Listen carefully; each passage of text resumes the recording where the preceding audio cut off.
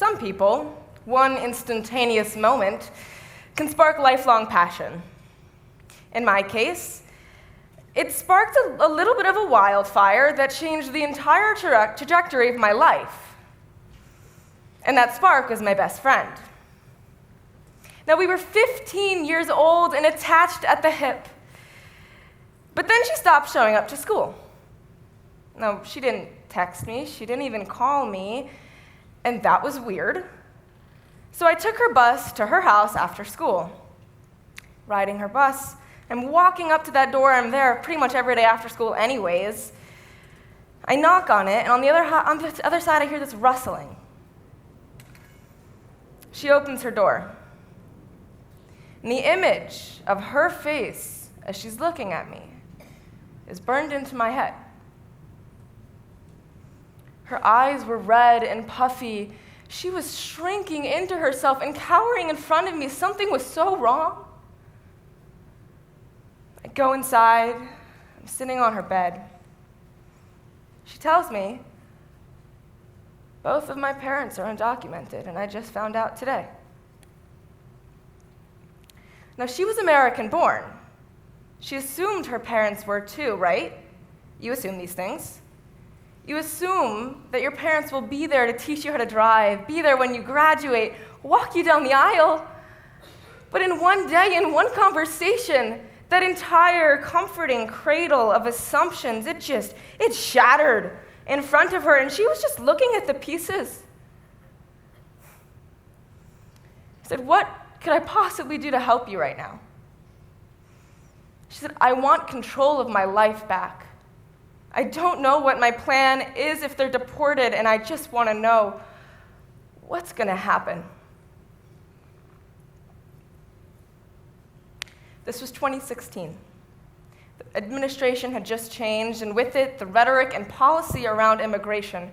Her parents told her out of necessity. And it turns out she wasn't alone.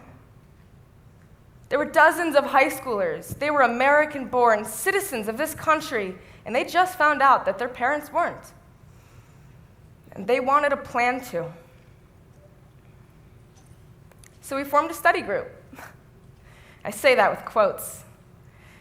Each and every Thursday, we would sit there. We would open up our algebra textbooks, hold our number 2 pencils, and talk about what would happen if their parents were deported. But we had to hide this, everyone. We had to hide this because this wasn't a safe conversation. This was a public high school with mandated reporters, and we were alone in regaining control of our lives. Months went by. Finally, my peers all had plans on what would happen if their parents were deported. But that initial spark that I felt when my best friend told me this had turned into a fire. I was embedded in this, and I couldn't let go. Because as I researched, I found that there's 4.4 million children living in this country with at least one undocumented parent or guardian. That's the size of LA. They live in constant anxiety, and there's no conversation about this. There are no resources about this. They are alone with that anxiety, losing control of their lives.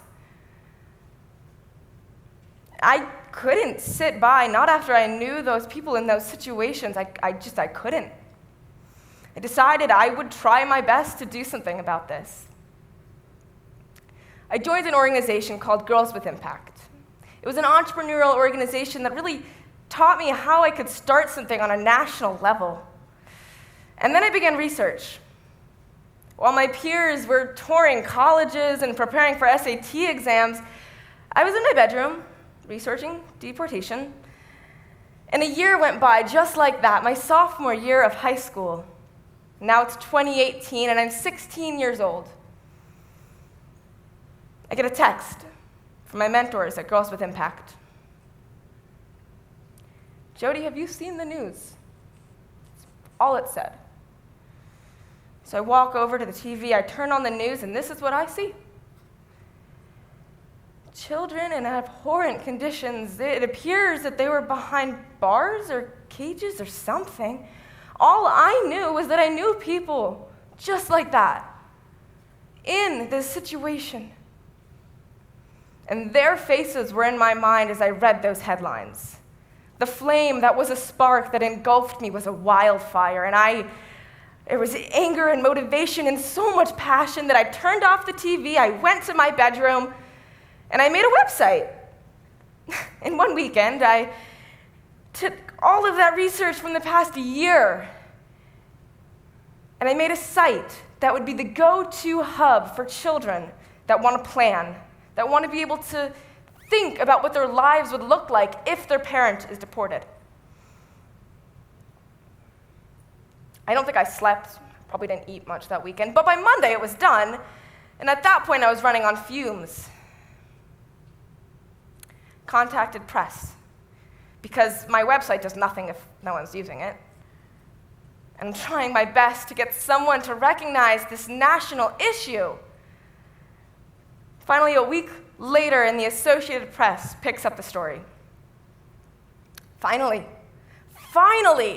people were talking about this. These headlines and these outlets were finally discussing this huge, huge issue.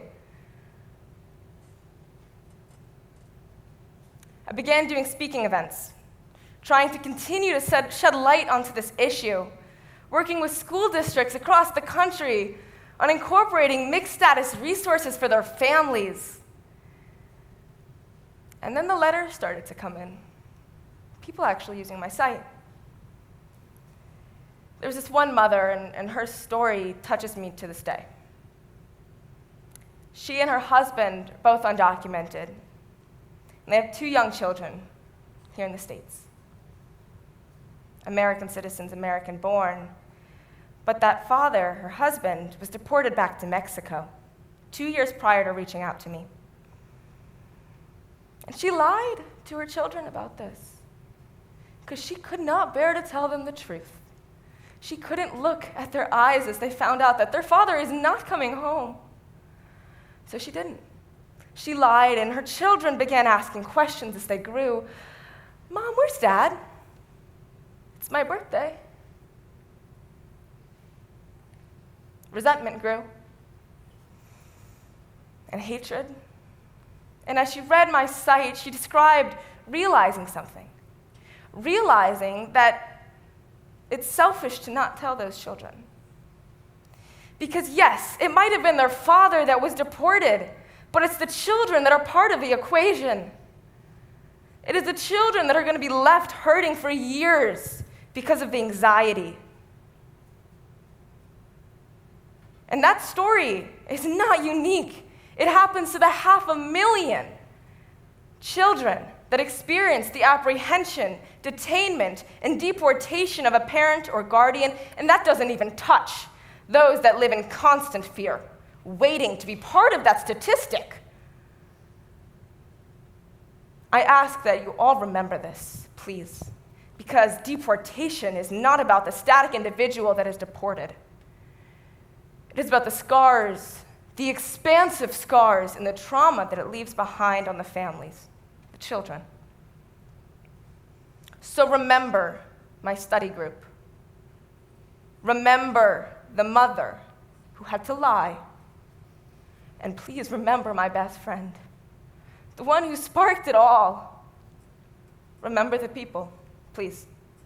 Wow. Thank you.